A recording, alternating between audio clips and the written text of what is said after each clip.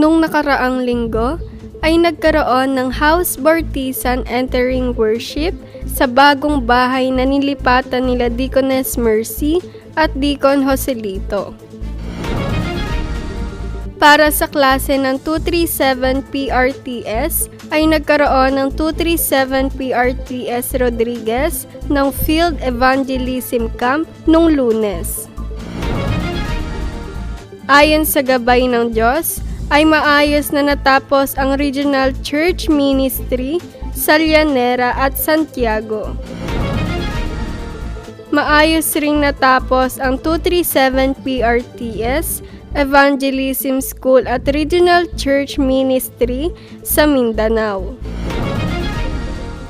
Ang mensaheng ipinahayag mula sa ating pulpit noong nakaraang linggo ay establish the absolute baptism of the greatest life mula sa Acts chapter 1 verse 1 at Colossians chapter 1 verse 23.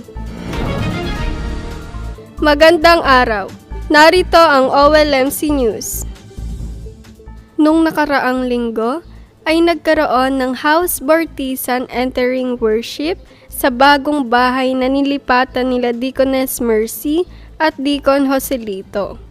Mula rito, ipinahayag ni Senior Pastor ang mensahe na nakasentro sa ating pulpit message nung nakaraang linggo.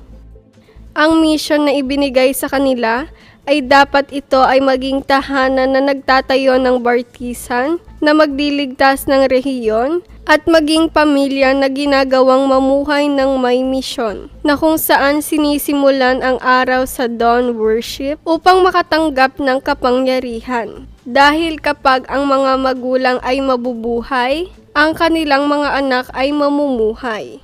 Ito rin ay dapat maging bahay na may misyon na nananalangin hanggang gabi bilang worship at prayer baptisan. At magkaroon ng mission para sa mga remnants na mamuhay sa loob ng simbahan at magkaroon ng concentration. Sa pamamagitan nito, ay ito ang simula ng pagtatayo ng 1,000 baptisan sa hinaharap.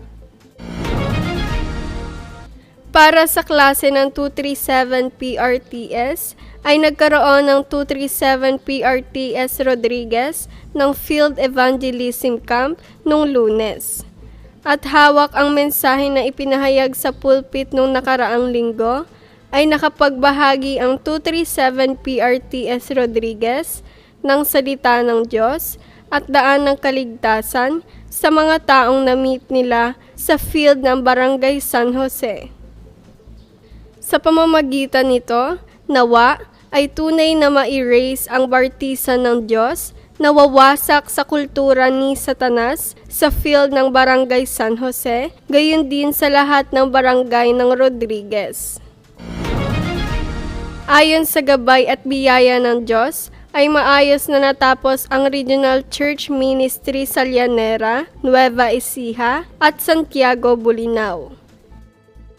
Sa unang araw ng ministry ay sa Llanera, kung saan itinipon ang mga remnants sa bahay ni Sister Annabel. Mula rito, sila ay nakinig ng salita ng Diyos na nakasentro sa ating pulpit message noong nakaraang linggo. Gayon din ipinahayag ni Assistant Pastora Mary Jane ang mensahe ng Field Gospel Message number 6 na Prayer That Receive Answers mula sa Matthew chapter 6 verse 1 hanggang 15.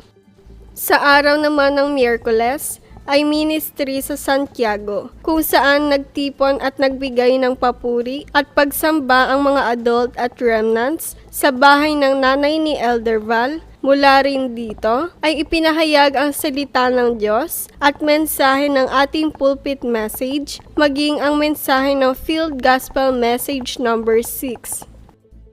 May nagbukas rin na bagong Field Darakbang Ministry sa Bolinao sa pamilya Calyado at pamilya Soriano. Samantala, sa linggo ring ito ay maayos na natapos ang 237 PRTS Evangelism School at Regional Church Ministry sa Mindanao. Sa unang araw ng ministry, Martes ng umaga, ay Evangelism School sa Matalam, kung saan nagtipon at ipinahayag ang salita ng Diyos sa simbahan ni Pastor Fe sa Jesus the Cornerstone Christian Center. Sa gabi naman, ay nagkaroon ng papuri at pagsamba sa Panginoon sa simbahan ni Pastor Lia sa Kabakan. Noong Miyerkules ng umaga, ay sinimulan ang unang klase ng 237 PRTS sa Midsayap, kung saan sila ay nagtipon at nagbigay ng pagsamba sa Panginoon sa panibagong lugar. At sa gabi ay Evangelism School sa Assembly of Praise Community Fellowship Center sa Rangaban. Kinabukasan ng umaga, sa huling araw ng ministry, ay Evangelism School sa South UP Iking One Light Mission sa simbahan ni Pastor Bernie, at pagkatapos sa hapon, ay nagsimula na rin ang klase ng 237 PRTS sa South UP. Nagpapasalamat tayo sa Panginoon sa pagsama at paggabay niya sa natapos na ministry na ito. Nawa ay magkaroon tayo ng panalangin na tunay na maitayo ang absolute bartisan ng Diyos sa field na ito upang magligtas. Ang mensaheng ipinahayag mula sa ating pulpit nung nakaraang linggo ay establish the absolute bartisan of the greatest life mula sa Acts chapter 1 verse 1 at Colossians chapter 1 verse 23. Ipinahayag sa mensahe na ang greatest blessing of life ay ang pagtatayo ng absolute bartisan sa ating mga sarili, sa umaga pa lamang na mayroong panalangin, pinanghahawakan ang mensahe mula sa prayer journal, at mayroong konsentrasyon mula sa pulpit message. Announcement. Mamalasas ng hapon ay devotion worship ng Rodriguez Taekwondo Academy School. Mamaya 7 ng gabi ay online evangelism school ng Philippine Children Minister. Bukas ay klase ng 237 PRTS Rodriguez. Ang klase ng 237 PRTS ay tuwing Lunes mula alas 9 ng umaga hanggang alas 4 ng hapon. Sa susunod na linggo, araw ng Lunes at Martes, ang 237 PRTS guest speaker ay si Reverend Shin Sang-yun. Sa February 17 ay Korean New Year. Mula February 14 hanggang February 20 ay bibisita ang pamilya ng kapatid ni Senior Pastor Choi sa ating simbahan. Sa February 23 ay Evangelism Camp ng 237 PRTS. Sa February 23 hanggang February 26 ay Regional Church Ministry sa Lanyara at Santiago.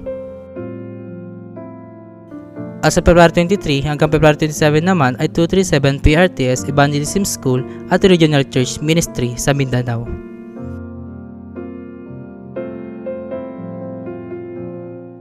Nawa ay tunay na maitayo natin ang ating absolute bartisan ng Diyos sa ating mga sarili at wala tayong ibang mapanghawakan kundi ang tanging Kristo. At dito nagtatapos ang OLMC News. Maraming salamat.